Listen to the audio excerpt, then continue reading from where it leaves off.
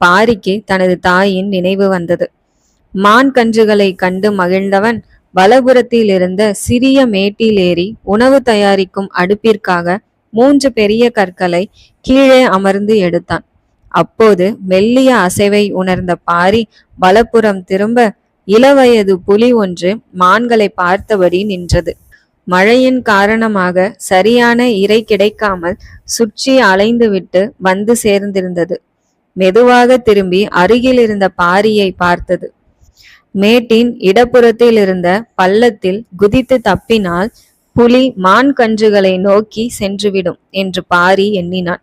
அதனால் ஓடாமல் நின்றான். ஒரு கணம் பாரியும் புலியும் ஒருவரை ஒருவர் பார்த்தபடி உறைந்து நிற்க பாரியின் குருதியில் கலந்திருந்த வேட்டை அணுக்கள் கண் விழித்தன. புத்தி எழுந்து நின்று தலை சிலிர்த்தது. நரம்புகள் புடைத்து முறுக்கேறின.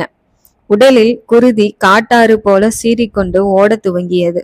காலம் காலமாக காடுகளையும் விலங்குகளையும் அடக்கி ஆண்ட வம்சாவளியின் உடலில் ஊறியிருந்த வேட்டையாடும் உணர்வு உடலை இறுக செய்தது. அனைத்து புலன்களும் ஒன்று குவிந்தன. பார்த்து கொண்டிருந்த 4 கண்களிலும் பயம் இல்லை, பகைக்கான மதிப்பும் இல்லை. 2 மூலைகளிலும் எப்படி வேட்டையை நடத்துவது என்ற நினைவுகள் ஓடின. மேடான இடத்தில் இருப்பது தனக்கு சாதகமானது. புலியின் வேகம் குறையும் என்றும் பாரியின் மனது கணித்தது. கல்லை பற்றியிருந்த பாரியின் வலக்கை மிக மெதுவாக பின்னோக்கி நகர்ந்தது. மான் கன்றுகளை பார்த்தவாறே மேட்டின் இடப்புறமாக வந்த வைகலான் வலப்புறத்தில் இருந்த புலியை கண்டதும் பேரதிர்ச்சிக்கு உள்ளானான். நடுவில் பாரி இருப்பதையும் அவனை தாண்டி புலி இருப்பதையும் பார்த்த வைகலானின் மனம் பதறியது.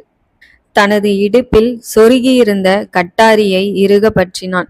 ஒரு கணம் அசையாமல் நின்றவன் அதன் பார்வையில் படுமாறு அதை நோக்கி சென்றால் புலி தன்னை நோக்கி வரும் என்றெண்ணி புலியை நோக்கி பாய்ந்தான். கண்களை நகர்த்தி மானையும் வைகலானையும் கவனித்த புலி அருகாமையில் இருந்த பாரியின் மேல் பாய்ந்தது. புலியை விட வேகமாக பாரி வலப்புறம் நகர்ந்தான். அதே கணத்தில் வலக்கையில் பிடித்திருந்த பாறையினால் அதிவேகமாக புலியின் முகத்தில் அடிக்க புலி விலகி போய் விழுந்தது. புலியின் முகம் கிழிந்து குருதி தெரித்தது. பாரியினுடைய வலக்கையின் முழு வேகத்தினாலான வீச்சு சிறு மரங்களை அடியோடு பெயர்க்கக்கூடியது.